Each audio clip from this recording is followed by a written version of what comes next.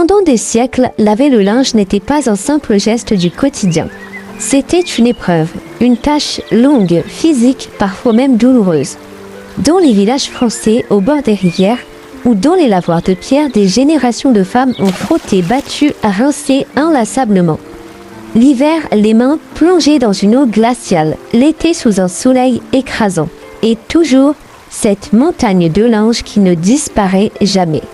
Faire la lessive pouvait prendre une journée entière, parfois plus. Alors, imaginez le jour où une machine promet de faire ce travail à votre place. Une machine qui lave, une machine qui essore, une machine qui libère du temps. Dans la France de l'après-guerre, cette promesse va bouleverser les foyers. Mais cette révolution ne s'est pas faite en un jour. Entre fascination, méfiance, progrès technique et transformation sociale, l'arrivée de la machine à laver raconte bien plus qu'une innovation. Elle raconte un changement de société. Nous allons aujourd'hui plonger dans l'histoire de l'arrivée de la machine à laver en France. Avant que la machine à laver n'entre dans les foyers français, il y avait le lavoir, un lieu familier presque incontournable au cœur des villages. Construit en pierre, souvent couvert, parfois à ciel ouvert, le lavoir est à la fois un espace de travail et un espace de vie. On y vient tôt le matin, très tôt. Les paniers sont lourds, remplis de draps, de chemises, de vêtements du quotidien. Souvent tachés, parfois très sales et surtout mouillés. Faire la lessive, ce n'est pas seulement laver, c'est d'abord transporter, puis trier, faire tremper, savonner, frotter, battre, encore et encore. Le linge est frotté sur des planches en bois ou en zinc. Les gestes sont répétitifs, précis, presque mécaniques. Mais le corps, lui, fatigue. Les mains s'abîment, la peau se fend, les doigts rougissent sous l'effet du froid ou des produits utilisés. Dans de nombreuses familles, la lessive ne se fait pas tous les jours. On attend, on accumule, et puis vient ce qu'on appelle la grande lessive. Une journée entière, parfois deux. On fait bouillir l'eau dans de grands chaudrons. On ajoute du savon, parfois de la cendre pour ses propriétés nettoyantes. Le linge est plongé dans de l'eau chaude, puis sorti, rincé, tordu, étendu. Chaque étape demande du temps et surtout de la force. La lessive est une tâche profondément genrée. Ce sont les femmes qui s'en chargent. Mères, filles, grand-mères. Elles apprennent très jeunes les gestes, les techniques, les astuces. Au lavoir, les conversations vont bon train. On parle du village, des enfants, des nouvelles. Mais derrière ces échanges, il y a une réalité. La lessive est une charge mentale et physique constante. L'hiver, l'eau est glaciale, les doigts deviennent engourdis. Le linge gèle parfois avant même d'être sec. L'été, la chaleur rend le travail épuisant. Le soleil tape sur les pierres et pourtant il faut continuer parce que le linge sale ne disparaît jamais. Avant l'arrivée des machines, faire la lessive peut représenter plusieurs heures par semaine, parfois une journée entière. Ce temps pris sur le reste, le repos, les loisirs ou même d'autres tâches essentielles. La lessive n'est pas seulement une corvée, c'est une contrainte qui structure la vie quotidienne. Elle impose un rythme, elle limite les déplacements, elle fatigue durablement et surtout, elle enferme. Alors quand au milieu du XXe siècle, une machine promet de laver le linge à la place des femmes, ce n'est pas seulement un objet qui arrive, c'est une révolution. Les premières machines à laver arrivent en France. Nous sommes à la fin des années 40. La France sort lentement de la guerre. Le pays se reconstruit, les villes, les routes, mais aussi les foyers. Et avec cette reconstruction arrive une idée nouvelle, le confort moderne. Dans de plus en plus de maisons, l'électricité devient accessible. Elle n'est plus un luxe réservé à quelques-uns. Elle entre dans le quotidien. Et avec elle, une promesse, celle de machines capables de remplacer le travail humain. Réfrigérateur, aspirateur et bientôt la machine à laver. Les premières machines à laver modernes ne sont pas françaises, elles viennent des États-Unis. Dans les années 30, les Américains expérimentent des machines électriques capables de laver le linge dans un tambour. Mais en France, leur arrivée est plus lente. Il faut attendre les années 50 pour que ces appareils commencent à apparaître dans les foyers. Au début, la machine à laver reste un objet exceptionnel. Elle coûte cher, très cher. Toutes les familles ne peuvent pas se l'offrir. On la trouve surtout dans les foyers urbains plus aisés. Pour beaucoup, elles restent un rêve. Très vite, les marques comprennent qu'elles ne vendent pas seulement une machine. Elles vendent une transformation de la vie quotidienne. Les publicités de l'époque sont frappantes. Des femmes souriantes, des cuisines propres et lumineuses, du linge impeccable sans effort. Le message est clair. Fini la corvée de la lessive. Certaines affiches promettent même la machine qui travaille à votre place. Plus de temps pour vous et votre famille. Entre fascination et méfiance. Mais face à cette nouveauté, les réactions sont partagées. Certaines femmes sont fascinées. L'idée de ne plus passer des heures au lavoir semble presque irréelle. D'autres sont plus sceptiques. Est-ce que ça lave vraiment bien? Est-ce que le linge ne va pas s'abîmer? Est-ce que la machine est fiable? Et surtout, peut-on vraiment faire confiance à une machine pour un travail aussi important? Au début, la machine à laver ne remplace pas immédiatement les anciennes méthodes. Elles coexistent. On continue parfois à laver à la main pour les pièces fragiles. On utilise la machine pour le gros linge. Petit à petit, les habitudes changent. Ce qui est en train de se jouer, c'est bien plus qu'un changement technique. C'est une transformation du quotidien. Pour la première fois, une tâche domestique lourde commence à disparaître.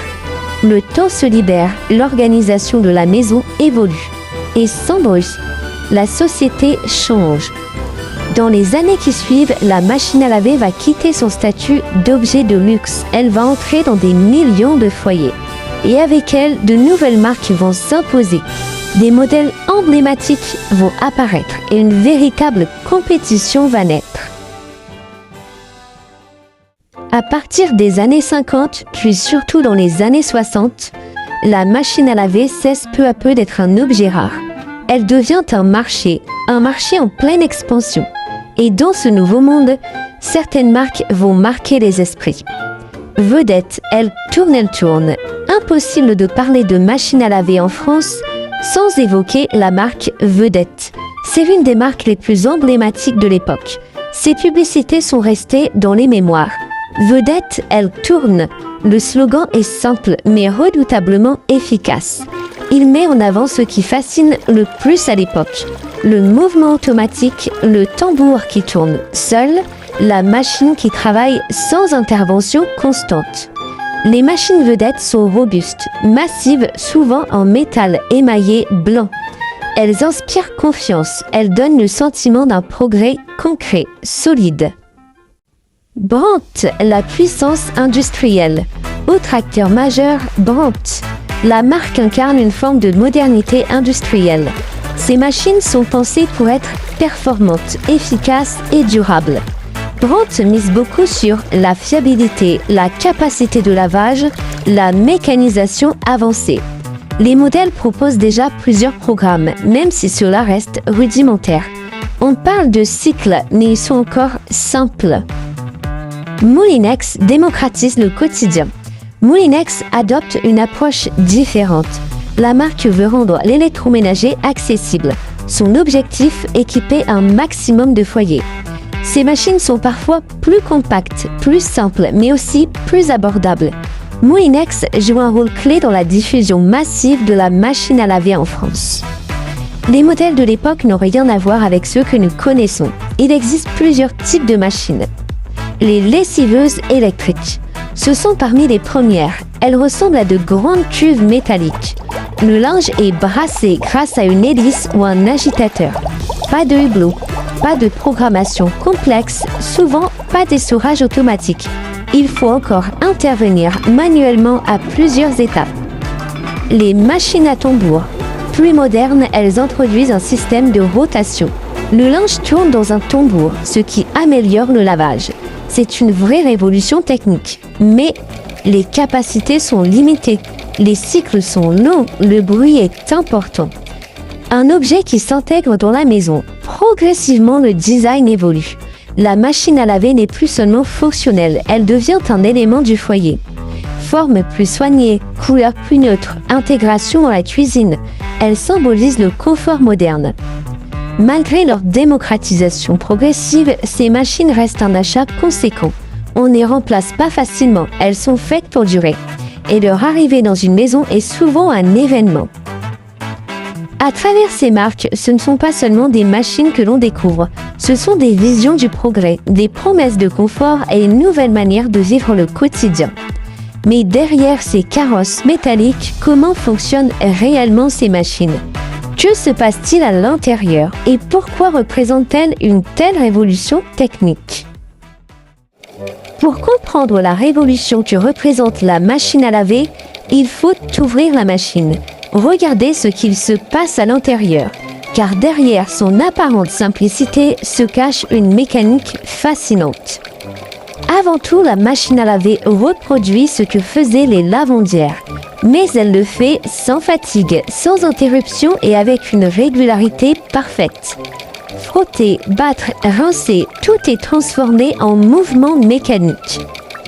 Au centre de la machine, il y a le tambour, un cylindre métallique perforé. C'est lui qui accueille le linge. Lorsqu'il se met à tourner, le linge est soulevé, puis retombe encore et encore. Ce mouvement remplace le frottement manuel. L'eau savonneuse traverse les tissus et emporte les saletés. Derrière ce mouvement, il y a un moteur électrique. Un moteur souvent simple mais robuste. Il entraîne le tambour grâce à une courroie ou un système d'engrenage. Le bruit caractéristique des machines anciennes vient souvent de là. Un mélange de ronronnement et de vibrations. La machine se remplit alors d'eau, parfois froide, parfois chauffée. Dans les premiers modèles, le chauffage n'est pas toujours intégré. Il faut parfois ajouter de l'eau chaude manuellement.